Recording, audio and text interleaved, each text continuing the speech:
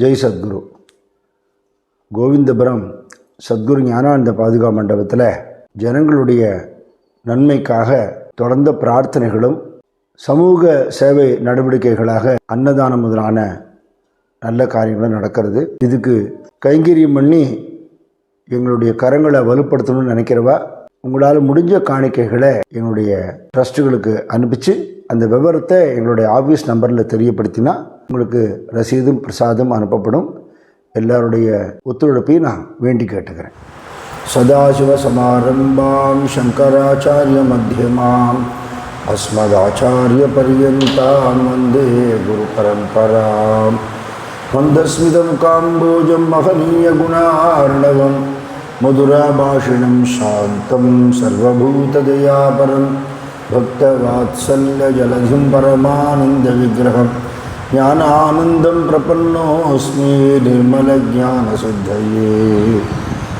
நின்றும் இருந்தும் கிடந்தும் நடந்தும் நினைப்பது உன்னை என்றும் வணங்குவது உன் மலர்த்தாள் எழுத்தாமலையின் ஒன்றும் அரும்பொருளே அருளே உமையே இமயத்து அன்றும் பிறந்தவளே அழியாத முக்தி ஆனந்தமே.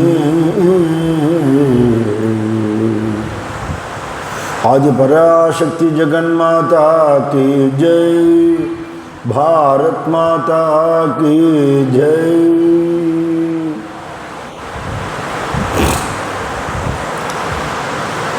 பிறவி எடுத்த ஒத்தொத்தரும் சுகமும் துக்கமும் மாறி மாறி அனுபவிக்கிறோம். ஒருத்தர் வாழ்நாள் பூரா சுகமாகவே இருந்தாலும் கிடையாது, வாழ்நாள் பூரா கஷ்டப்பட்டாலும் கிடையாது. இது மாதிரி மாதிரி தான் வருது. எல்லாமே எப்படி வருது, மாறி மாறி வருதுன்னு கேட்டால் நம்ம பண்ணியிருக்கிற பாப புண்ணியங்களை அதுக்கு காரணமாக சொல்கிறா. பாபம்னா என்ன, புண்ணியம்னா என்ன அப்படின்னு ஒரு கேள்வி கேட்டார். வேதவியாச பகவான் பதில் சொல்கிறார். கோடிக்கணக்கான கிரந்தங்கள், ஸ்லோகங்கள், புராணங்கள்லாம் எழுதிவிட்டேன். அது அத்தனையோட சாரத்தை நான் அரை ஸ்லோகத்தில் சொல்கிறேங்கிற. ஸ்லோக அர்த்தேன பிரவக்ஷியாமி சாரம் கிரந்த கோட்டிபிஹி. அரை ஸ்லோகத்தில் சொல்கிறேன். இவ்வளவு எழுதின இதோட சாரம். பரோபகாரம் புண்ணியம் பாபம் பரபீடனம் அப்படின்னு முடிச்சுட்டேன். யாருக்கு உதவி செய்யணும்னு நீ நினச்சாலும் எல்லார் மேலேயும் உனக்கு அன்பும் இரக்கமும் உண்டானால் நீ பண்ணுற காரியங்கள் புண்ணிய காரியங்கள். அடுத்த வாழ்க்கை கஷ்டம் கொடுத்துட்டேன்னா அது பாபம். இவ்வளவு தான் நீ தெரிஞ்சுக்க வேண்டிய தர்மம்னுட்ட. யோகி ராமசுரத்குமார் சுவாமி சொன்னது 2 நாள் முன்னாடி சொன்னேன். டு ஃபர்கெட் காட் இஸ் சின்ங்கிறார். அவ்வளோதான். பகவானை மறக்கிறது பாபம், பகவான் நினைவோடையே இருக்கிறது புண்ணியம். ஏன்னா பகவானே நினச்சிட்டு இருக்கிறவன் பாபம் பண்ண மாட்டான், பண்ண முடியாது. பகவானுடைய ஃபோல்டில் அவரோட ப்ரொடெக்ஷன் நம்ம இருப்பான். அதனால் அது நம்மளை காப்பாற்றும். அப்படி இல்லாத வாழ்க்கை என்ன அப்படின்னு கேட்டால் எதனால் கஷ்டப்படுறோம்னே தெரியாது, கஷ்டப்பட்டுட்டே இருப்பான். நாம் முன்னாடி பண்ணின வினைகளோட பயன்கிறது இப்போ யாருக்கும் புரியாது. ஆனால் ஒருத்தன் ஆரோக்கியமாக நல்லா புஷ்டியாக இருக்கணும்னா ஆகாரம் கொடுக்குறான்னா ஒரு 2 கவனம் சாப்பிட்டுட்டு இப்படின்னா பலம் வராது. நாள் கணக்காக சாப்பிட்டு இதுக்கு பயிற்சிகள்லாம் பண்ணால் ஒரு பலவான் ஆகலாம்.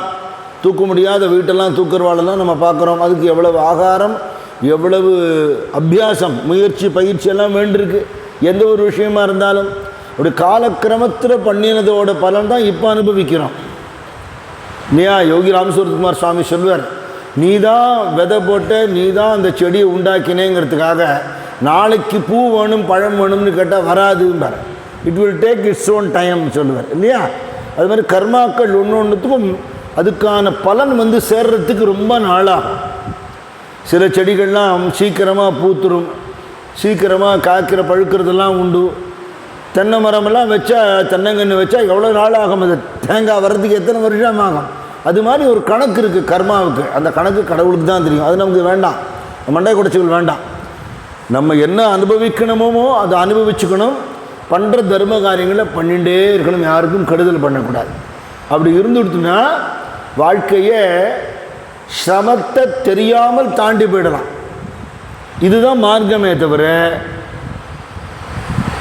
இது பண்ணினா இதுக்கு பரிகாரம்னு சொன்னால் உடனே நடக்கிற பரிகாரம் இல்லை. ஒரு சர்வ அழுக்கு அட்டு துணி இதை கங்கையில் முக்கி எடுக்கிறோம், அழுக்கு போயிடுமோ? போகாது. போகவே போகாதோ? போகும், கொஞ்சம் போகும். முக்கி எடுத்த அளவு கொஞ்சம் போயிருக்கும், நமக்கு தெரியாது. அதை திருப்பி அதை துவைச்சி அதுக்கு வேணுங்கிற க்ளீனிங் ஏஜென்ட்ஸ் எல்லாம் போட்டு பல முறை துவைச்சதுக்கப்புறம் அதில் விழுப்பு லேசாக வரும். அது மாதிரி ஜென்மாந்தரமாக ஆர்ஜிதம் பண்ணின பாபங்கள் நம்ம இப்போ பண்ணுற ஏதோ சில தர்ம காரியங்கள், அதுவும் சுயநலத்தோட பல எதிர்பார்த்து பண்ணக்கூடிய காரியங்களுக்கு இந்த பாப நிவர்த்தின்னு எதிர்பார்த்தோம்னா அது நடக்காது. அதனால் என்ன உண்டோ பாப புண்ணியங்கள் முன்னாடி பண்ணினது இப்போ அனுபவிக்கிறோம், அனுபவிச்சு தான் ஆகணும். இனிமேல் பண்ணாமல் இருக்கலாம் இல்லையா? ஏதோ ரோடு கடையில் வாங்கி சாப்பிட்டுட்டேன் வயிற்ற வலிக்கிறது, டாக்டர்கிட்ட போனால் டாக்டர் வயிற்ற வலி குணமாகிறதுக்கு மருந்து கொடுப்பார். அது 1 நாளோ 2 நாளோ 3 நாளோ அந்த வியாதியுடைய தீவிரத்தை பொறுத்து அதை அனுபவித்து தான் தீர்க்கணும். அடுத்த தடவை வேணால் அந்த மாதிரி சாப்பிடாமல் இருக்கலாமே தவிர சாப்பிட்டது என்ன பண்ண முடியும்? பண்ணின கர்மா ஒன்றும் பண்ண முடியாது. இப்படி கர்மா ஒரு ஜீவனை பந்தப்படுத்துறது. எங்கேயோ கூட்ட நெரிசலில் நிறைய பேர் செத்து போயிட்டான்னா நமக்கு வேதனையாக இருக்குது.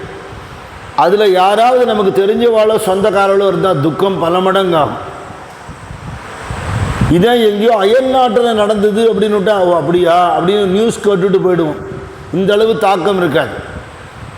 எப்போவோ ஜாலியன் வாலாபாகில் ஏகப்பட்ட பேர் சுட்டு கொண்டான்னா அது ஹிஸ்ட்ரியாக படிக்கிறோமே தவிர இன்றைக்கி அதுக்கான எஃபெக்ட் இருக்காது. இப்போ நடக்கிறது லேட்டஸ்ட்டு நம்ம மனுஷா நம்ம ஊர் நம்ம ஆட்களுங்கும்போது வேதனை ஜாஸ்தியாக இருக்குது. செயல் என்னமோ ஒன்று தான், நம்மளுதுன்னு நினைக்கிறதுனால தான் அந்த வேதனை. நமக்கு இல்லைன்னுட்டா நம்ம அதுலேருந்து எது அவஸ்தப்படுறதோ அதுலேருந்து நம்ம விளக்க கற்றுனுட்டோம்னா அந்த வேதனை இல்லைன்னு சொல்கிறேன். பெரியவாளுடைய கண் ஆப்ரேஷன் முடிஞ்சு கண்ணு ஸ்டிச்சு எடுக்கும்போது டாக்டர் பத்ரிநாத் ரொம்ப பவ்யமாக எடுத்துகிட்டு இருக்கார். பஞ்சவச்சம் கட்டிட்டு மடியோடு பெரியவாளுக்கு இப்படி சேவை பண்ணணுமோ அப்படி பண்ணுறார். ரொம்ப பார்த்து பண்ணியும் ஏதோ ஒரு இடத்துல கொஞ்சம் வலி வந்துடுத்தோம் விட்டார் பெரியவா. இவர் பதறி போயிட்டார். பெரியவா வலிக்கிறதான்னு கேட்டாராம். உடம்புக்கு வலிச்சிருக்கோம், நீ பாரு என்ன உண்டோ அப்படின்னு விட்டார். எனக்கு வலிக்கிறது உடம்புக்கு வலிச்சிருக்குங்கிறார். கேன்சர் அவஸ்தைப்பட்ட போது ரமண பகவான் சொன்னார், வலி இல்லையா வலி இருக்கா, உங்களை பார்த்தா வலிக்கிறாப்புல தெரியலையேன்னு கேட்குறா. அவர் சொல்கிறார், யார் வலி இல்லைன்னு சொன்னால் 1000 தேள் கொட்டினாப்புல வலிக்கும், உடம்புக்கு நமக்கு என்ன அப்படின்னு விட்டார். அப்போது துன்பம் வரும், தவிர்க்க முடியாது. சத்சங்க பலத்தினாலே பகவத் கிருப்பையினால குரு கிருப்பையினால அது எனக்கு இல்லைன்னு அனுபவிக்கக்கூடிய ஒரு பாவம் வந்துடும். அதுதான் அதோட பிரயோஜனம். இந்த துன்பத்தை ஜீரணிச்சுடலாம், தாண்டிடலாம். பக்தி அதிகரிக்க அதிகரிக்க அந்த கஷ்டம் நமக்கு வராமையே தடுத்து விடலாம். அப்போ அது ஒன்று தான் பரிகாரமே தவிர, இப்போ இந்த வஸ்திர சமர்ப்பணம் பண்ணுறோம் நவராத்திரி சமயத்தில், வசதி இல்லாதவாளுக்கு, வீட்டு வேலை செய்கிறவாளுக்கு, கோவிலுக்கு தினம் வர்றவாளுக்கு அப்படின்னு ஒரு பழக்கம் வச்சுட்டா யார் யாருக்கெல்லாம் புடவை கட்டிக்க முடியுமோ எல்லாரும் நிற்கிறான். ஆனால் அது நிபந்தனை இருக்குது. என்ன? தினம் கோவிலுக்கு வர்றவா யாரோ, வசதி இல்லாதவா யாரோ அவளுக்கு கொடுக்கறதுன்னு ஒரு நியதி வச்சுருக்கு. எதுக்கு? வசதி இல்லாதவாளுக்கு போகணுங்கிறது நியாயம். வசதி இருக்கிறவாளே வாங்கிட்டு போகிறது சரியில்லை. கோவிலுக்கு தினம் வரணுங்கிற பழக்கம் அப்படியாவது ஏற்படணுங்கிறது தானே. இன்றைக்கி ஒரு நாளைக்கு வந்துட்டு இந்த ஊர்லேயே இருந்துட்டு நான் இன்றைக்கி வந்துவிட்டேன் எனக்கு கொடுங்கன்னு நம்மளால் எப்படி கொடுக்க முடியும்? அது மாதிரி திடீர்னு பக்தி பண்ணுறேன், திடீர்னு நான் தர்ம காரியங்கள் பண்ணுறேன்னா நீ ஏற்கனவே பண்ணினதோட எஃபெக்ட் இருக்கேப்பா, அது அனுபவிச்சு தானே ஆகணும், அதை தாண்டி தானே ஆகணும். இது நமக்கு புரிய வைக்கிறதுக்கு தான் கர்மாவே இல்லாத ஞானிகளும் கர்மாவை அனுபவித்து நமக்கு காட்டுறான். ஒரு டெமான்ஸ்ட்ரேட் பண்ணி காட்டுறான். எங்களுக்கும் மனுஷ சரீரம் இருக்குது, எங்களுக்கும் வலி வேதனை எல்லாம் இருக்காப்புல உடம்பு இருக்குது. நாங்கள் அதை பகவன் நாமா சொல்லி தபஸு பண்ணி தியானம் பண்ணி சரீரத்துலேருந்து மனசை வேறுபடுத்தி நாங்கள் அதை தாண்டிடுறோம். அதை நீங்களும் பண்ணலாம்னு காட்டுறோம் இல்லையா? இப்போ இந்த பாட்டில் என்ன பூர்த்தியான பாட்டு, இதில் என்ன சொல்கிறார்? காட்டில் வேட்டையாடும் பொழுது மானை பிடிக்கிறதுக்கு வேடர்கள்லாம் வருவா. மான் பிடிக்க முடியுமோ? அது ஒரு இடத்துல நிற்காது, ஓடும். அது ஓடுற ஓட்டத்துக்கு நம்மளால் பிடிக்கவே முடியாது மானை. அப்போது அதோட ஓட்டத்தை எப்படியாவது தடுத்து அதை பிடிக்கணும் இல்லையா? இந்த மான் எப்படி ஓடுறதோ அப்படி மனசு ஓடுறதுங்கிறான். மானாடும் மகிழாடும் மாட்டத்திற்கு அளவுண்டு, மனமாடும் ஆட்டத்திற்கு அளவே இல்லை. மானாடும் மகிழாடும் ஆட்டத்திற்கு அளவுண்டு, மனமாடும் ஆட்டத்திற்கு அளவே இல்லை.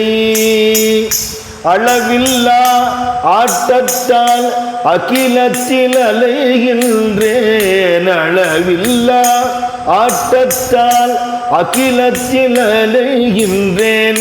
அரும்பாடுபட்டும் உள்ளே அமைதி இல்லை, அமைதியில்லா வாழ்வு அடியனுக்கு எதற்காக?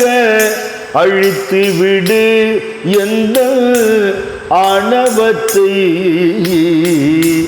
ஆணவம் அழிந்தால்தான் அறிய முடியும் உன்னை.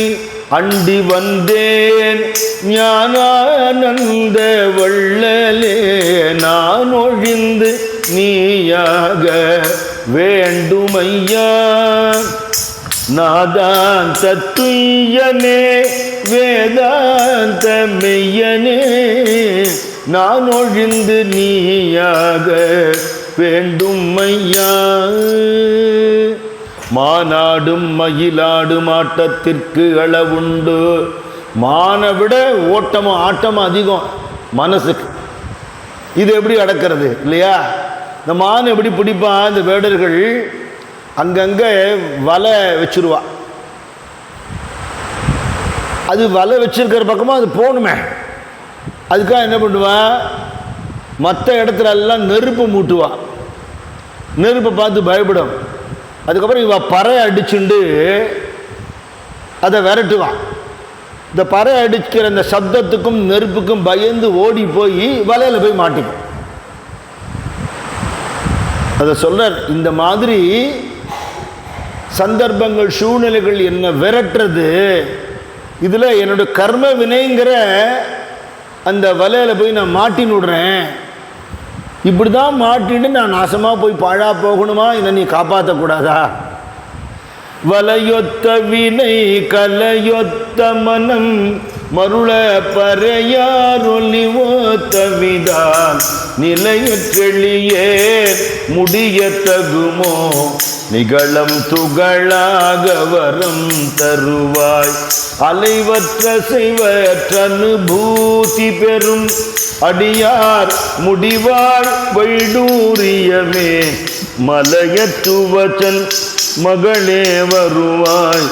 மாதா ஜெயவோம் லலிதாம்பிகையே, மாதா ஜெயவோம் லலிதாம்பிகையே, மாதா ஜெயவோம் லலிதாம்பிகையே, மாதா ஜெயவோம் லலிதாம்பிகையே, மாதா ஜெயவோம் லலிதாம்பிகையே. வலையொத்த வினை கலை ஒத்த மனம். கலைனா இந்த இடத்துல கலைமான். வலையொத்த வினை வலை மாறி இந்த வினை என்னோட கர்ம வினை அங்கங்கே இருக்க. எங்கே வலை வச்சிருக்கா கண்ணி வச்சிருக்கான்னு வேடனுக்கு தான் தெரியும், மானுக்கு தெரியாது. எங்கேயாவது தப்பிக்கணும்னு நினச்சி போய் மாட்டிக்கும். ட்ராப் தெரியாமல் மாட்டின்னுடுவான் மனுஷாலாம். நம்ம எங்கே வலையில் மாட்டிக்கிறோன்னு ஒரு கேள்வி கேட்டால் இன்றைக்கி பதில் சொல்லலாம். என்ன, நம்ம எல்லாருமே எப்போ பார்த்தாலும் ஏதாவது டிவியோ செல்ஃபோனோ பார்த்துட்டே இருக்கோம். அது நெட்டு தானே, வெப்பு தானே, அதில் மாட்டிக்கிறோமா இல்லையா? ஏதோ நல்ல பஜனைகளோ உபன்யாசங்களோ பார்க்கணும்னு நினைக்கிறோம். நம்ம நினைக்கிறது அது, அதில் எது காட்டுறது எது வேண்டாததெல்லாம் காட்டும். அது சர்பாஸ் பண்ணிட்டு போக தெரியணுமோ இல்லையோ. 10 தடவை வந்ததுன்னா 11 தடவை பார்த்து தான் எப்போவுமே மாட்டின்டுவோம் உள்ள இல்லையா? விவகாரங்களை கொண்டு கொடுக்கும். நல்லதை தேடி போகணும், கெட்டது தேடி வரும். அப்படி வாழ்க்கை பூரா வம்பு விவகாரங்கள், பிரச்சனைகள், அகங்காரம் பிடிச்ச மனுஷாள், உறவுகள், சரீரத்தில் உள்ள உபதிரவங்கள், எத்தனை விதமாக நம்ம மனுஷ வாழ்க்கையில் கஷ்டப்படுறோம். இந்த சம்சாரம்ங்கிறது இன்னொரு உதாரணம் என்ன சொல்கிறா, பயங்கரமான பொத சேருங்கிறான். தப்பிக்கவே முடியாது, எங்கே கால் வச்சாலும் திரும்பி உள்ளே இழுத்துரும். யார் காப்பாற்றுவா? சம்சார பங்க நிர்மக்ன சமுத்தரண பண்டிதாயை நமகான்னு ஒரு நாமா இருக்கு அம்பாள். ஆசை என்னும் சேற்றில் அம்மா நான் ஆழ புதைந்து விட்டேன், ஆசை என்னும் சேற்றில் அம்மா நான் ஆழ புதைந்து விட்டேன், ஜெகதீஸ்வரி உமையே கை கொடுத்து காத்திட வேண்டும் அம்மா, ஜெகதீஸ்வரி தாய் உமையே கை கொடுத்து காத்திட வேண்டும் அம்மா. ஓம் சக்தி ஓம் சக்தி ஓம் பராசக்தி ஓம் சக்தி ஓம் சக்தி ஓம், ஓம் சக்தி ஓம் சக்தி ஓம் பராசக்தி ஓம் சக்தி ஓம் சக்தி ஓம். ஆசை எனும் சேற்றில் அம்மா நான் ஆழப்புதைந்து விட்டேன். எழுந்திருக்கணும் நினச்சி திருப்பி திருப்பி உள்ளே போகிறேன், என்னை யார் காப்பாற்றுவா? ஏற்கனவே சொல்லியிருக்கேன்னு நினைக்கிறேன். ஒரு 12-13 வருஷத்துக்கு முன்னாடி இருக்கும். நான் மெட்ராஸ் இருந்தபோது இங்கே வந்து சுவாமி தரிசனம் பண்ண வந்துட்டு மத்தியானம் இங்கே ஸ்நானம் பண்ணேன், விழுதுன்னு எடுத்து உள்ளே விழுந்துட்டேன். எங்கே கால் வைக்கணும்னு நினச்சாலும் உள்ளே போயிட்டே இருக்கேன். எனக்கும் நீச்சல் தெரியாது, உள்ளே போயாச்சு, மூச்சு திணறது. சாமி ஏதோ ஒரு வடிவத்தில் வந்து என்னை ஒரு பையன் வந்து என்னை கை தூக்கி காப்பாற்றினான். இல்லைன்னா கதை முடிஞ்சே 13-14 வருஷம் ஆகிருக்கும் தெரியாது. அப்படி கை கொடுத்து ஒருத்தர் காப்பாற்றணுமே, அம்மா உன்னை தவிர எனக்கு வேறு யார் இருக்கான்னு. நிலையற்று எளியேன் முடியத்தகுமோ நிகழும் துகளாக வரும் தருவார். இப்படி சிக்கி சின்ன பின்னமாகி ஒன்றுத்துக்கும் பிரயோஜனம் இல்லாமல் போகிறதுக்கு தானே நான் பிறந்தேன். என்னால் எனக்கும் பிரயோஜனமாக இருக்கணும், என்னால் 4 பேருக்கு பிரயோஜனமாக இருக்கணும். நான் போனதுக்கப்புறம் இப்படி ஒருத்தன் இருந்தானே இவ்வளவு நல்லது பண்ணானேன்னு சொல்கிறாப்புலன்னா ஒரு வாழ்க்கை வாழணும் இல்லையா? அப்படி இல்லாதபடிக்கு இருந்ததும் போனதும் தெரியாத ஒரு பூச்சி மாதிரி சாவாளா? 4 பேர் வெய்யறாப்பல வாழ்ந்துட்டு போனானா அப்பாடா நல்லதுப்பா அப்படின்னு நினைக்கிற மாதிரி வாழ்வாளா? இல்லையா? எல்லாருக்கும் கர்ம வினை இருக்குது, எல்லாருக்கும் கஷ்ட நஷ்டம் இருக்கு. அதை தாண்டி தெய்வீக வாழ்க்கை எப்படி வாழ முடியும்னா சத்சங்கம் ஒன்று தான் கதி, குருநாதர் ஒத்தர் தான் வழி, இஷ்ட தெய்வமோ குல தெய்வமோ தான் நம்மளை காப்பாற்றும். அதனால் அம்பாள்கிட்ட வேண்டிக்கிறார், நிலையற்றெளியேன் முடியத்தகுமோ. நிகழம்னா சங்கிலி கட்டு பந்தம் எல்லாம் சொல்லலாம். பந்த மோச்சின்யைன்னு ஒரு நாமா இருக்குது லலிதா சகஸ்ரநாமத்தில். இந்த கட்டு யார் அவிழ்ப்பா, யார் நம்மளை காப்பாற்றுவா? நிகழம் துகளாக வரும் தருவாய். இந்த கட்டெல்லாம் அருந்து தூள் தூளா போகிற மாதிரி அனுக்கிரகம் பண்ணுமா தாயே. அப்படி இந்த பந்தங்கள்லாம் நீங்கிடுத்துன்னா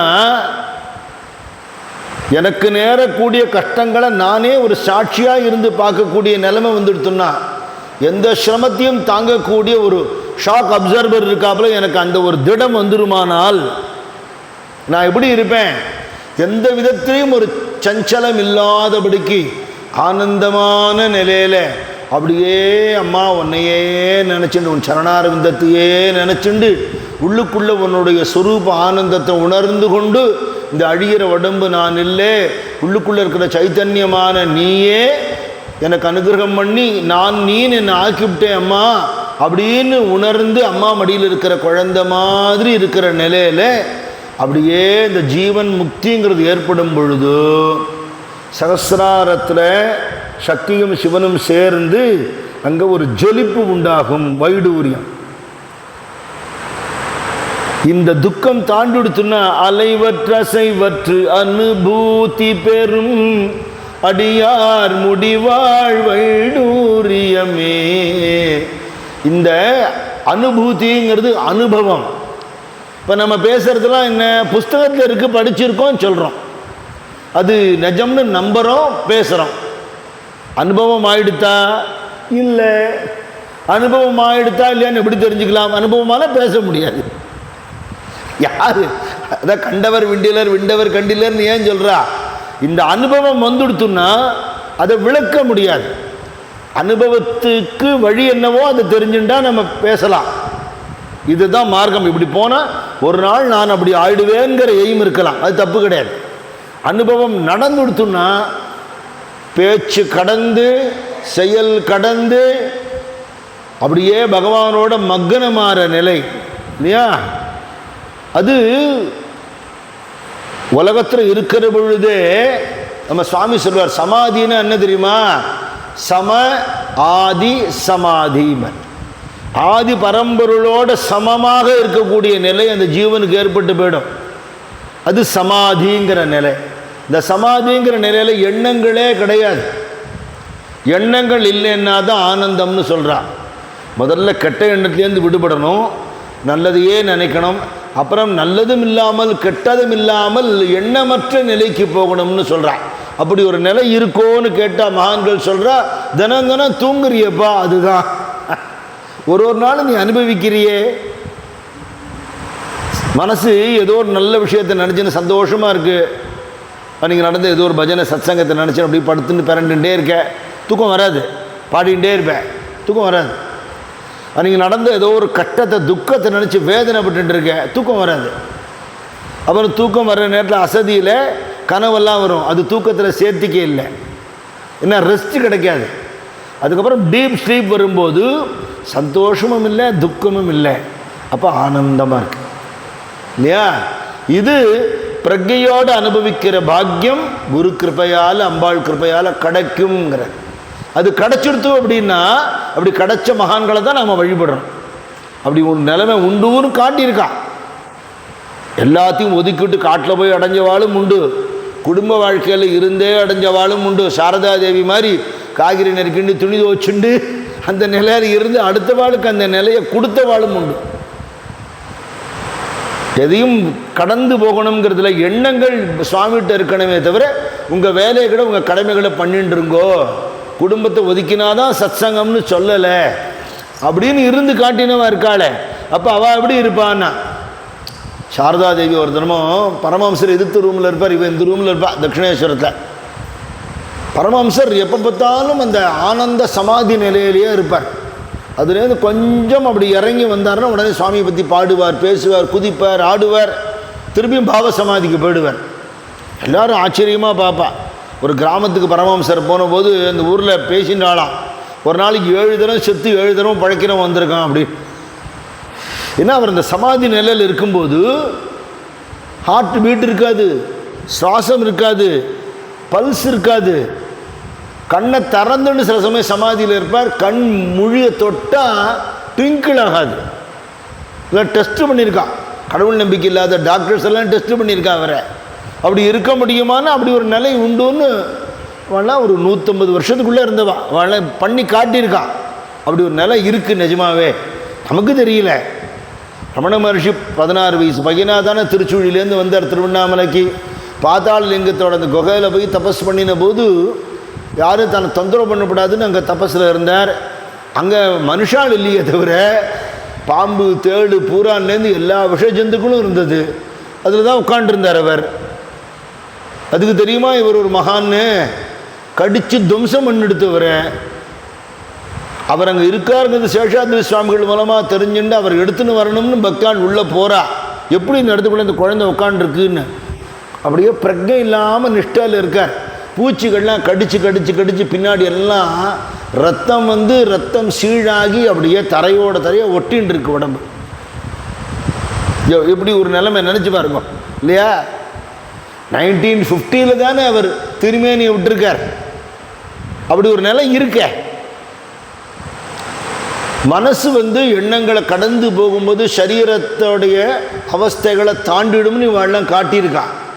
இப்போ சத்சங்கத்தில் இருக்க இருக்க இருக்க மனசு சத்துவகுணம் ஜாஸ்தி ஆகும். தமோ குணம்ங்கிற சோம்பேறித்தனமோ அடுத்த வாழ்க்கு தீங்கு நினைக்கிறதுங்கிற அதுலேருந்து தாண்டி ரஜோகுணம்ங்கிறது ஒரு காரியங்களை நல்லபடியாக பண்ணிட்டு நான் தான் பண்ணினேன்னு கிரெடிட் எடுத்துக்கிற நிலையை தாண்டி இந்த ஈகோ ஸ்டேட்டை தாண்டி பகவான் கிருபையால் இந்த காரியங்களை நான் பண்ணினேங்கிற நிலைமை வந்து பகவானே பண்ணினா நான் சாட்சி தான்ங்கிற நிலை வந்து எல்லாம் நடக்கிறது லீலை, ஒன்றும் பேசுறதுக்கு விஷயம் இல்லைங்கிற நிலைமைக்கு போயிடும். அந்த நிலைமை வந்த உடனே அந்த அடியாரோட சிரசில் அந்த சிவசக்தி ஐக்கியம் ஏற்பட்டு அந்த ஜொலிப்பு ஏற்படுங்க. அலைவற்ற சிவற்ற அனுபூதி பெறும் அடியார் முடிவாழ்வைடூரியமே மலையத்துவ ஜன்மகளே வருவாய் மாதா ஜய ஓம் லலிதாம்பிகையே மாதா ஜய ஓம் லலிதாம்பிகையே மாதா ஜய ஓம் லலிதாம்பிகையே மாதா ஜய ஓம் லலிதாம்பிகையே மாதா ஜய ஓம் லலிதாம்பிகையே. இது மதுரையில் இருக்கிற மீனாட்சியையும் குறிக்கும். மலையத்வஜன் பொண்ணாக தான் அவள் ஆவிர் பவிச்சான்னு அன்றைக்கி நான் கதை சொன்னேன். இதை பற்றி ஒருத்தனை பேசின்னு இருக்கிறது என்கிட்ட ஒரு ப்ரொஃபஸர் சொன்னார். சுவாமி சொன்னார்னு நீங்கள் சொன்னே பாகவதர், முருகப்பெருமான் சூரசிவகாரத்துக்கு முன்னாடி வேல் வாங்கிறதுக்கு எழுதின பாட்டுன்னு சொன்னேளே, இப்போ மலையத்வஜன் எங்கே வந்தான்னு கேட்டார். மலையத்வஜனுடைய காலம்ங்கிறது ஹிஸ்டாரிக்கல் பீரியடு. அவனுக்கு பொண்ணா மீனாட்சி கிடைச்சா மதுரையை ஆட்சி பண்ணினான்னு ஒரு சரித்திரம் இருக்கு. அப்படின்னா மலையத்வஜ பாண்டியனுடைய பொண்ணாக அவதரிச்சதுக்கப்புறம் யாராவது ஒரு புலவர் எழுதியிருக்கலாம். முருகன் எழுதினான்னு சொன்னால் அந்த காலம் வேற இல்லையா, அது டேலி ஆகலையேன்னு கேட்டார். ரொம்ப கரெக்டாக சொல்கிறேன் சார். எனக்கு 2 விஷயந்தான். முருகன் எழுதின போது நான் பார்க்கல, முருகப்பெருமான் பாடி அகஸ்தியர் மூலமாக பூமிக்கு வந்ததுன்னு எங்கள் சுவாமி சொல்லியிருக்கார். குருநாதரோட வாக்கு பிரமாணம் 1. 2வது, ஸ்ரீமத் பாகவதத்திலேயே பிற்காலத்தை வரக்கூடிய மௌரிய பேரரசு குப்த பேரரசு எல்லாம் பற்றி அதில் ரெஃபரன்ஸ் இருக்கு. அப்போ அதுக்கப்புறமா சுகபிரம்மம் சொல்லி வேதவியாசர் சொல்லி பாகவதம் வந்தது. பின்னாடி இப்படி வரும்னு சொல்றார். பின்னாடி எந்தெந்த நதி தீரத்திலெல்லாம் பாகவதால் சாதுக்கள் அவதாரம் பண்ணுவாங்கிறத சொல்றார். பவிஷ்யோத்தர புராணம்னு ஒரு புராணம் இருக்கு, தெரியுமா உங்களுக்கு? இன்னைக்கு நடக்கக்கூடிய விஷயங்கள் உள்பட மகான்கள் அன்னைக்கு சொல்லிட்டான். இன்னைக்கு நம்ம பார்த்துட்டு இருக்கிற பல விஷயங்கள் மகான்களால் சொல்லப்பட்டிருக்கு. பாகவத மகாத்மியத்திலேயே கலி எவ்வளவு கோரமாக இருக்கும்னு ஒரு வர்ணிக்கிறா. இன்னைக்கு நம்ம பார்க்கறது பூரா அதில் இருக்கு. அப்படியே நீங்கள் பார்க்கலாம். இது எப்படி அவளுக்கு தெரிஞ்சதுன்னா, ரிஷிகளுக்கே அப்படி ஒரு திவ்ய திருஷ்டி இருக்குமானால் முருகன் எழுதுறதுக்கு, முருகப்பெருமான் எழுதுறதுக்கு என்ன சொல்லணும்? முருகப்பெருமானே மலையத்வஜ பாண்டியனோட பொன்னாக மீனாட்சி இருந்தபோது மீனாட்சி சுந்தரேஸ்வரருக்கு உக்ர பாண்டியனாக அவதாரம் பண்ணினாங்கிறது திருவிளையாடு புராணத்தில் இருக்கு. அவரும் இதே மாதிரி தேவர்கள் உள்பட அசுரர்கள் உள்பட வந்த சக்திகள் எல்லாம் சண்டை போட்டுவாளோடெல்லாம் ஜெயிச்சு காட்டியிருக்கார். முருகன் மாதிரியே உக்ரபாண்டியன் பண்ணியிருக்கார். திருவிளையாடு புராணத்தில் அதெல்லாம் சொல்லப்பட்டிருக்கு. முருகப்பெருமானோட அவதாரம்னு சொல்லப்பட்டிருக்கு. தமிழ் சங்கத்தை சிவபெருமானும் உக்ரபாண்டியன் ஆகிய முருகனும் தான் ஏற்படுத்தினாங்கிறதும் வரலாறுல இருக்கு. அப்போ அந்த அவதாரத்தில் முருகன் எழுதினதாகவும் இருக்கலாம். இந்த சூரசிம்ஹாரத்துக்கு போது வாங்கின போதும் மலையத்வஜ பாண்டியனாக வரப்போகிற என் தாயேன்னு சொல்லியிருக்கலாம் அப்படின்னு நான் சொன்னேன். இதெல்லாம் நம்மளுடைய பதில் தான். இன்னொன்று என்ன, மலைகளுக்கெல்லாம் அரசன் வந்து ஹிமவான். இந்த ஹிமவானோட பொண்ணாக பார்வதியாக அவதாரம் பண்ணி தான் முருகனே பிறந்தார். சிவபார்வதி கல்யாணத்துக்கு அப்புறம் தான் சுப்பிரமணிய சுவாமி ஆவிர்பாவம். அப்போது மலையன்னு சொல்லும்போது மலை அப்படின்னு அர்த்தம். மலையத்வஜன்னா ஹிமவான்னு ஒரு அர்த்தம் வருது. இப்போ ஹிமவானுடைய குழந்தைங்கிற அர்த்தமும் வருது. அதனால் ஆராய்ச்சி பண்ணுறதா எப்படி வேணால் பண்ணலாம். மகான்கள் சொல்கிறது ஏற்றுக்கிறது நல்லதுன்னு சொன்னேன். மகாபாரதத்தில் ஒரு கதை இருக்குது. கிருஷ்ணன் அர்ஜுனன் அப்படி நடந்து போயிட்டு இருக்கா. கிருஷ்ணன் வந்து, அர்ஜுனா மேலே பாரு ஒரு காக்கா பறக்கிறதுன்னு. மேலே பார்த்தா காக்காயும் இல்லை ஒன்றும் இல்லை. ஆமாம் கிருஷ்ணா காக்கா பறக்கிறதுன்னா அர்ஜுனன். அந்த காக்கா வெள்ளையாக வேறு இருக்குது பற்றியோ அப்படின்னார். ஆமாம் கிருஷ்ணா வெள்ளையாக இருக்குன்னா. ஏண்டா காக்காவே இல்லை, நான் பாட்டு காக்கா இருக்குங்கிற ஆமாங்கிற, வெள்ளையாக இருக்குன்னு ஆமாங்கிற, ஏன் இப்படி சொல்கிறேன்னா, என் கண்ணை நான் நம்பலை, என் கண்ணனை நான் நம்புகிறேன். அங்கே காக்கா இருக்கலாம் இல்லாமல் இருக்கலாம், அது எனக்கு விஷயம் இல்லை. நீ அங்கே இருக்குன்னு அது வந்துடும். சொல்கிறது நீ இல்லையோ, நீ பகவான் இல்லையா? இந்த நம்பிக்கை தான் பகவான்ட்டையும் குருநாதன்ட்டையும் இருக்கணும். நம்மளுடைய மைண்ட் அங்கே யூஸ் பண்ணோம்னா குதர்க்க புத்தி வந்துடும் இல்லையா? நமக்கு தெரியாதது அவளுக்கு தெரியல, அவள் சொல்கிறத நம்ம ஏற்றுக்கணும். இதை சொன்ன உடனே இந்த ப்ரொஃபஸர் சொன்னார், வாஸ்தவம் நீங்கள் சொல்கிறத நான் ஒத்துக்கிறேன், ஆராய்ச்சியெல்லாம் ஓரளவுக்கு தான் பயன்படும்னார். அப்புறம் அவர் ஒரு எக்ஸாம்பிள் கொடுத்தார். நம்ம ஒரு பாட்டு பாடுறாமே, தபோவன பாட்டு, பெண்ணை நதியின் வடகரையில் கண்ணை கவரும் சோலை தனில் தன்னை அடைந்தோர் உய்ந்திடவே தனித்தே அமர்ந்தான் ஞானம் இவர் பாடுறோம் இல்லையா? இது சுவாமி 1974 சித்தியானார். 71, 72 ஒரு சினிமா படம் வந்தது. அதில் வரக்கூடிய ஒரு பாட்டு, அந்த படத்துக்கு போயிட்டு வந்த யாரோ ஒரு பையன் தபோவனத்தில் அப்படி இந்த சைக்கிள் டயரை ஓட்டி விளையாடிட்டு இருக்கிறது இந்த பாட்டு பாடினாராம். அதை ஒரு அம்மா கேட்டுட்டு இதை அடிப்படையாக வச்சுட்டு அதில் நீலக்கடலின் ஓரத்தில்னு வரும், இதில் பெண்ணை நதியின் ஓரத்தில் அப்படின்னு எழுதினா, அது கொஞ்சம் எழுதினா அப்புறம் டெவலப் ஆகலை. சுவாமி கோபாலையாங்கிற பக்தர்கிட்ட சொல்லி நாம் எழுதுவோம்னார். அவர் எழுதினது தான் அந்த பாட்டு. அவளுக்கு வேறு ராகம் போட தெரியாதனால அந்த டியூனையே போட்டுவிட்டா. அந்த காலத்தில் அந்த படம் வந்தது தெரிஞ்சவாளுக்கு அந்த டியூன்னு தெரியும், புதுசாக கேட்குறவாளுக்கு இந்த பாட்டு மட்டும்தான் தெரியும். இந்த ப்ரொஃபஸர் என்கிட்ட சொன்னார், கரெக்டு, இப்போ இந்த பாட்டை வச்சு யாராவது ஞானானந்த சுவாமி வயசை ஜட்ஜு பண்ணணும்னு நினச்சா அவர் 1971, 72 வாக்கில் இருந்திருப்பார்னு சொல்வாளை தவிர எத்தனை காலமாக இருந்திருப்பார்னு சொல்ல முடியாத வாழால் இல்லையா? இப்போ நிறைய ஹிஸ்டாரிக்கல் ரிசர்ச் எல்லாம் இவாளுக்கு கிடச்சிருக்கிற இன்புட்ஸை வச்சு நீ சொல்கிறாளே தவிர வாஸ்தவத்தில் சொல்ல முடியலங்கிறது தான் உண்மை. ஆழ்வார்கள் காலமெல்லாம் ஆஃப்டர் கிரைஸ்ட்னு சொல்கிறா. நம்ம சம்பிரதாயத்து பெரியவாள்லாம் சொல்கிறா கிருஷ்ணாவதாரம் முடிஞ்ச உடனேயே வந்துட்டா ஆழ்வார்கள்லான்னு சொல்கிறா. பகவானோட அவதாரம் இவா ஒரு கணக்கு சொல்கிறா, புராணங்கள் வேற ஒரு கணக்கு சொல்கிறது. நம்ம சம்பிரதாயமாக உள்ள கணக்கு தானே ஏற்றுக்க முடியும், வெள்ளக்காரன் சொல்கிற கணக்கு நமக்கு எதுக்கு தேவையில்லையே அப்படின்னு சொன்னேன். அப்படி ஹிமவானுடைய புத்திரிங்கிற கணக்குலேயும் வருது, மலையத்வஜ பாண்டியனோட பொண்ணுங்கிற கணக்குலேயும் வருது. அப்போ ஏற்பட்ட அம்பாள்கிட்ட பிரார்த்தனை பண்ணுறார், அலைவற்று அசைவற்று அனுபூதி பெறும் அடியார் முடிவாள் வைடூரியமே மலையத்துவஜன் மகளே வருவாய் மாதா ஜெய்வோம் லலிதாம்பிகை ஏன்னு பாடி வைடூரியங்கிற ரத்தனத்தை சமர்ப்பணம் பண்ணுறார். இந்த கர்ம பந்தத்திலேருந்து ஆசா பாசங்கள்லேருந்து என்னை காப்பாற்று, இந்த துன்பங்கள்லேருந்து காப்பாற்று. இத்தனை பிரச்சனைக்கும் காரணமே நம்மளுடைய பொசசிவ்னஸ், இது வேணும் அது வேணுங்கிற அதிகப்படியான ஆசை. அதாவது திருமூலர் சொன்னார், ஆசைப்படப்பட ஆய்வரும் துன்பங்கள் ஆசை விட விட ஆனந்தமாமே, ஆசை அறிவின் ஈஸ்வரோடாயினும் ஆசை அறிவின், பகவான்கிட்ட கூட ஆசைப்படாதேன்னு விட்டார். இப்படி சொல்லலாமோனா, பகவான்கிட்ட அன்பு காட்டு, ஆசைப்படாத. ஆசைங்கிறது ஒரு நல்ல வார்த்தை இல்லை. எனக்கு இது வேணும் அது வேணுங்கிற எண்ணத்தோடு சன்னதிக்கு வர்றது தான் ஆசை. சுவாமியை பார்க்கணுங்கிற அன்போடு வர்றது ஆசை ஆகாது, அது பக்தி. அதனால் சுவாமிகிட்ட அன்பு காட்டு, சுவாமிகிட்ட கூட ஆசை வைக்காதேன்னார் திருமூலர். இப்படி ஆசைப்படாமல் இருக்க முடியுமான்னா முடியாது, ரொம்ப கஷ்டம். அதனால மகான்கள் சொல்கிறா, ஆசைப்படாமல் இருக்க முடியாது இல்லையா, பேராசைப்படாமல் இரு. இவனுக்கு என்ன கிடைச்சிருக்கோ அதில் திருப்தியோடு இரு, பகவான் உன்னை காப்பாற்றுவான்கிற நம்பிக்கையோடு இரு. எது பிடிச்சாலும் ஒரு வஸ்துக்கள் மேலே, மனுஷாள் மேலே ஒரு பொசசிவ்னஸோட, ஒரு பிலாங்கிங்னஸோட வெறி பிடிச்சி அலைய வஸ்து காணாமல் போன வேதனை, மனுஷா நம்மளை விட்டு பிரிஞ்ச வேதனை, இதுலேருந்து தவிர்க்கவே முடியாமல் போயிடும்.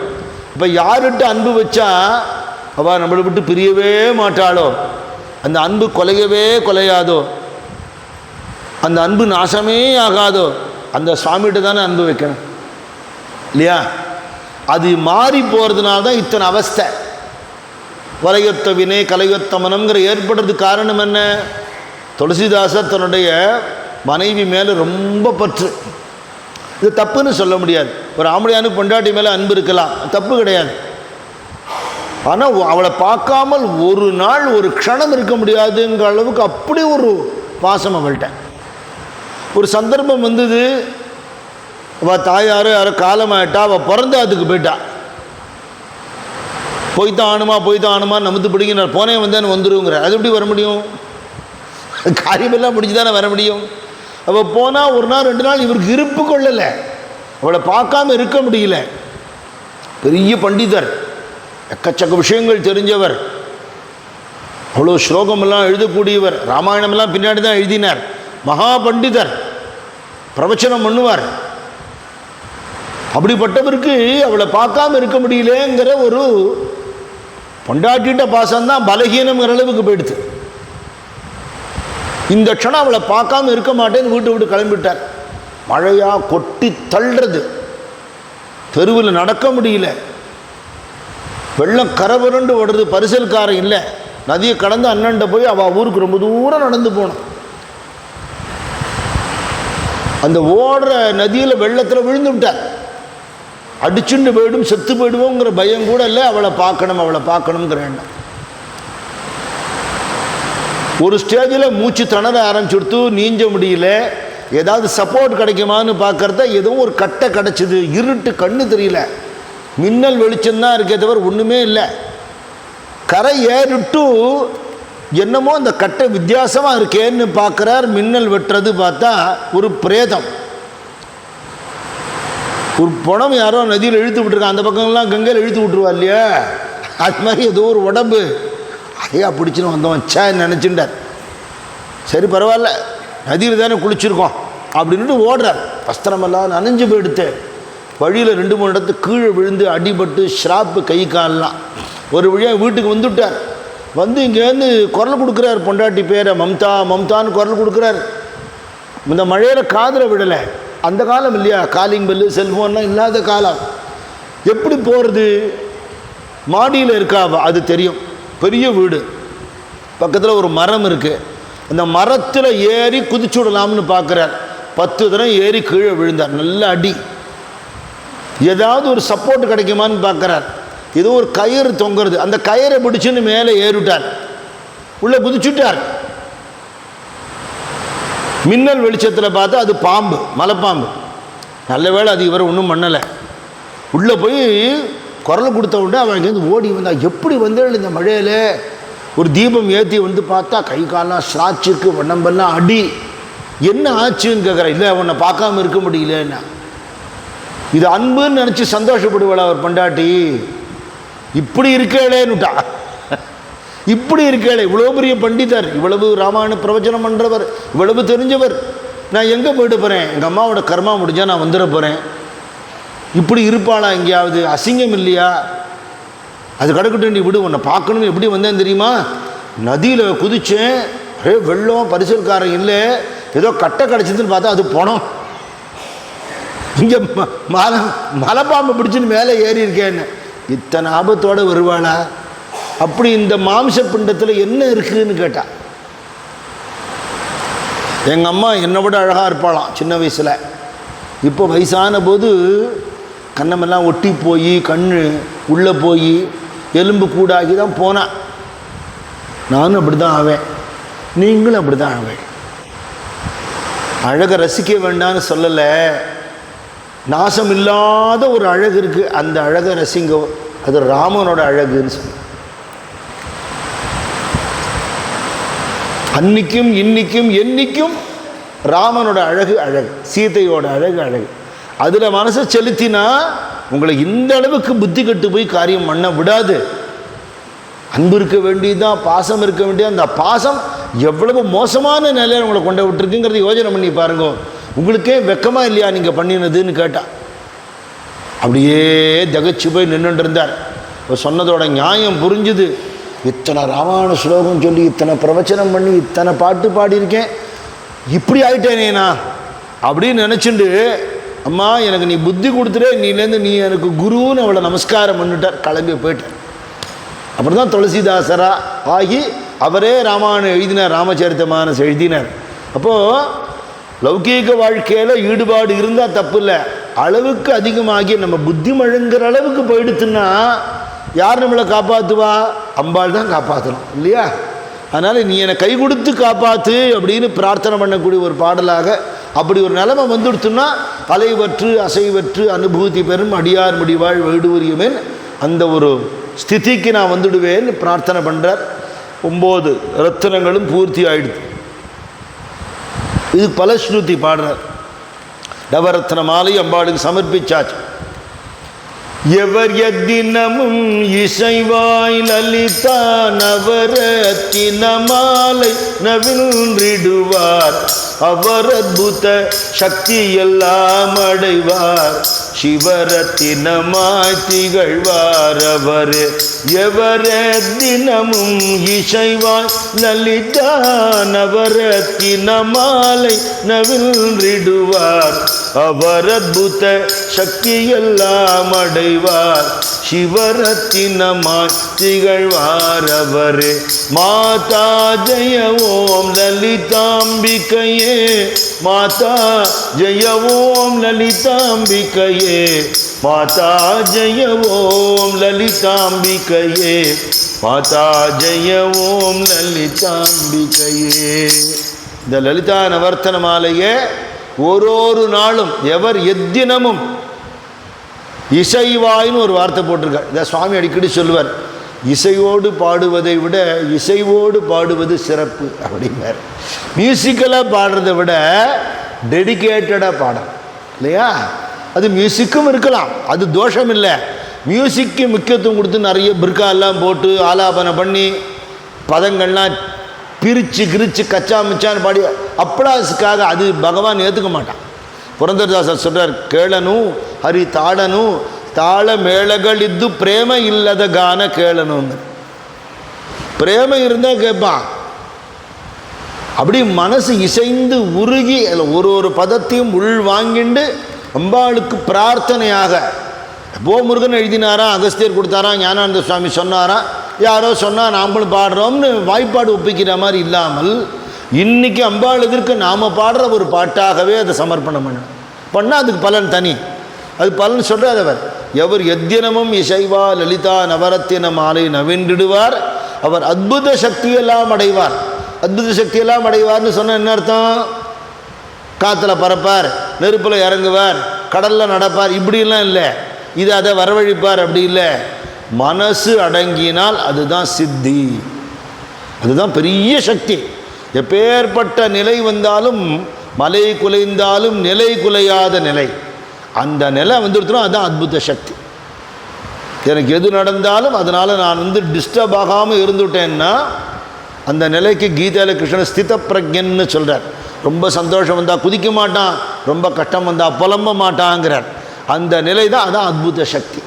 எப்பவும் சத்சங்கத்திலேயே இருக்கிறது, பகவன் நாமா சொல்கிறது, நம்ம கர்ம அனுஷ்டானங்களை பண்ணுறது, எல்லாருக்கும் நம்மளால் முடிஞ்ச சேவையை பண்ணுறதுன்னு நம்ம வாழ்க்கையை டிரான்ஸ்ஃபார்ம் ஆகிடும். இது கிடைக்குங்கிறார். அவர் அற்புத சக்தி எல்லாம் அடைவார். அப்புறம் என்ன? சிவரத்தினமாய் திகழ்வார் அவரே. முருகப்பெருமான் தன்னுடைய முத்திரையை அங்கே போட்டாராம். என்ன? சிவபெருமானோட நெத்திக்கண்ணிலேருந்து வந்த ரத்தனம் தானே அவர் தானே சிவரத்னம். இது பாட்டு சுவாமிக்கு ஏன் ரொம்ப பிடிக்கும்னா, சுவாமியோட குருநாதர் பேர் சிவரத்னகிரி சுவாமிகள். அதனால் அது ஒரு சிவரத்னம், இது ஒரு சிவரத்னம். இந்த சிவரத்னமாக சிரோமணியாக உயர்ந்த நிலையில் இந்த பாட்டை தினம் பாடுறவா அவள் அந்த நிலையை அடைவான்னு பலஸ்ருதி சொல்கிறார். ரொம்ப எளிமையான தமிழ் பாட்டு, கஷ்டமே இல்லை. தனியாக பாடி உருகிறதுக்கு சுலபமான பதங்கள். 4 தரம் பாடினா அர்த்தம் புரிஞ்சிடும். நாமளும் சுவாமி கிருப்பையில் அம்பாள் கிருப்பையில் 10 நாள் இதோட அர்த்தத்தை சொல்லியிருக்கோம்.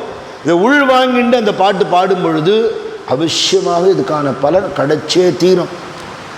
பாம்பேயில் ஹரிதாஸ் சுவாமியோட உபன்யாசம் பண்ணிட்டு இருக்கார். somewhere in end of 60s and beginning of 70s. இவா போய் பாம்பேயில் இறங்கியிருக்கா ஃபஸ்ட்டு டைம். ரொம்ப யாரையும் பழக்கம் இல்லை. ஒருத்தர் நீ ஸ்டேஷனுக்கு வாங்குவோம், நான் அவங்க ஐஷன்னு போகிறேன்லாம் சொல்லிவிட்டார். அப்போல்லாம் லெட்டர் போக்குவரத்து தான். அவருக்காக வெயிட் பண்ணிட்டுருக்கா ஸ்டேஷனில். அந்த மனுஷன் வரல. இவளுக்கு கவலையாக போயிடுத்து. அச்சோ, பாட்டு தெரியாது, ஊர் யாரையுமே இந்த ஊரில் தெரியாது, ஏதோ உபன்யாசம் பண்ணலாம் சத்சங்கம் பண்ணலான்னு வந்துவிட்டோமே அப்படின்னு தவிச்சுட்டுருக்கா. நாமாஜி இது எழுதியிருக்கார் ஞான அனுபவத்தில். திடீர்னு பார்த்தா பழைய பேர் ஹரி தண்டவாணின்னு சொல்லி அவளை கூப்பிட ஒருத்தர். பார்த்தா அவர் ஏற்கனவே தபோவன சித்தலிங்க மடத்தில் வந்தவர் அங்கே இருக்கார். நீ எங்கேப்பா வந்தேன்? இல்லை இன்னார் எங்களுக்கு லெட்டர் போட்டால் வர சொன்னா. சரி விடு, அதனால் என்ன இங்கே நின்றுட்டுருக்காத, நம்மாத்துக்கு போயிடலாம், சமபரிகாரம் பண்ணிங்கோ, குளித்து சாப்பிட்டுட்டு ரெஸ்ட் எடுத்துக்கோ, அப்புறம் நம்ம கண்டுபிடிப்போம் வாழை அப்படின்னு இது மாதிரி பிரவச்சனத்துக்கு அதுக்கு நம்ம தான் ஏற்பாடு பண்ணிக்கலாம்ப்பா. நிறைய தமிழ்காரெல்லாம் இருக்கா, ஒட்டுக்காரெல்லாம் போனாங்கெல்லாம் பண்ணிக்கலாம். அப்புறம் கொஞ்சம் சமபரிகாரம் ஆயிடுத்து. அதுக்கப்புறம் பேப்பர்லாம் பார்த்துட்டு இருக்கா வாத்தில். அதில் ஒரு பேப்பரில் ஆடு வந்திருக்கு. என்ன,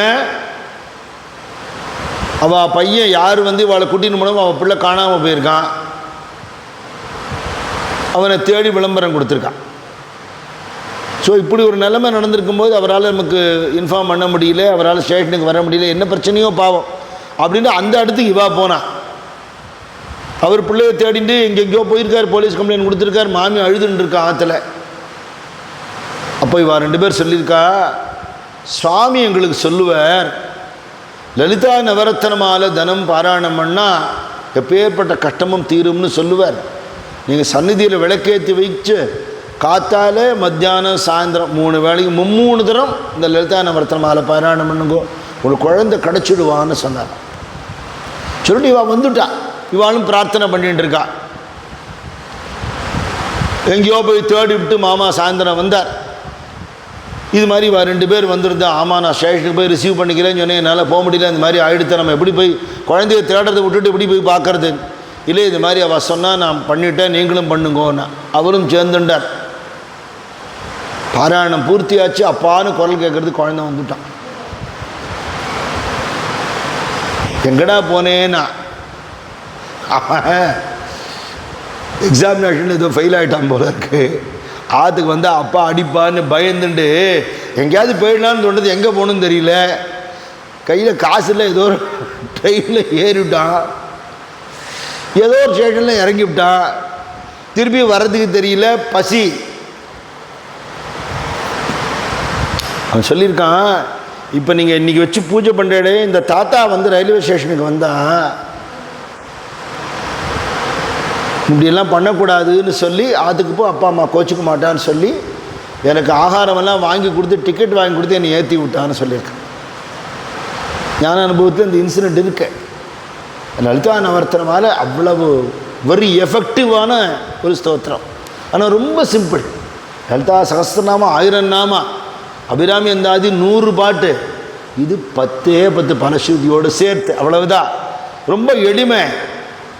அம்பாள் சுலபாயை நமஹான்னு ஒரு நாமா இருக்கு இல்லையா, அது மாதிரி ரொம்ப சுலபமாக அம்பாள் அடையத்தக்கவள்.